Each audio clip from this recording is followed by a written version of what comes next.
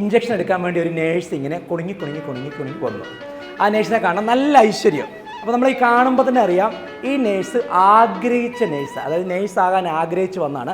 വന്നിട്ട് വളരെ സോഫ്റ്റായിട്ട് അനീഷ് മോഹൻ ഞാനാണ്, ഓക്കെ ഇഞ്ചക്ഷൻ ഉണ്ട്, കയറി കിടക്കാൻ പറഞ്ഞു. ഞാൻ കട്ടിലേക്ക് കയറി കിടന്നു. ബട്ടക്സിലാന്ന് പറഞ്ഞു, പാണ്ടൊന്ന് താക്കണം. ഇച്ചിരി ചമ്മൽ എനിക്കുണ്ടായിരുന്നു, എന്നാലും അതിനൊക്കെ താത്തു. ഞാനിങ്ങനെ വെയിറ്റ് ചെയ്യുക, ഇഞ്ചക്ഷൻ എടുക്കാൻ വേണ്ടി വെയിറ്റ് ചെയ്യുക.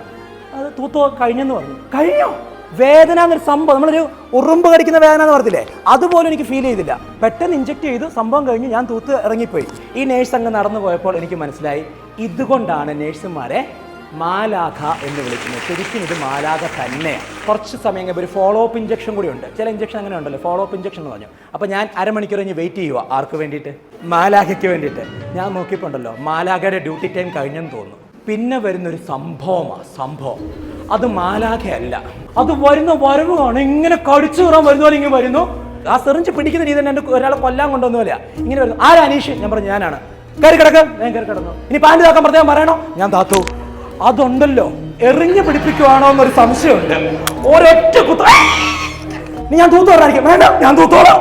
ഞാൻ എടുത്ത് തൂത്ത് ഇതിറങ്ങി ഒരുവിധം ഒപ്പിച്ച് ഞാൻ അവിടെ നിന്ന് ഇറങ്ങുമ്പോണ്ടല്ലോ, എനിക്ക് പൊതുവെ ഒരു ചട്ടമുള്ള ഒരാളാണ്. ഞാൻ നടക്കുമ്പോൾ ഇങ്ങനെയാണ് ആ സാധനമൊക്കെ മനസ്സിൽ വന്നു. വേദന ഒരു കല്ലിച്ച നീരും. ആദ്യത്തെ നേഴ്സും ഈ നേഴ്സും തമ്മിൽ വ്യത്യാസം എന്താ? ആദ്യത്തേത് പാഷനേറ്റ് നേഴ്സ്, രണ്ടാമത്തേത് പൈസനേറ്റ് നേഴ്സ്. പൈസയ്ക്ക് വേണ്ടി വന്ന നേഴ്സ്.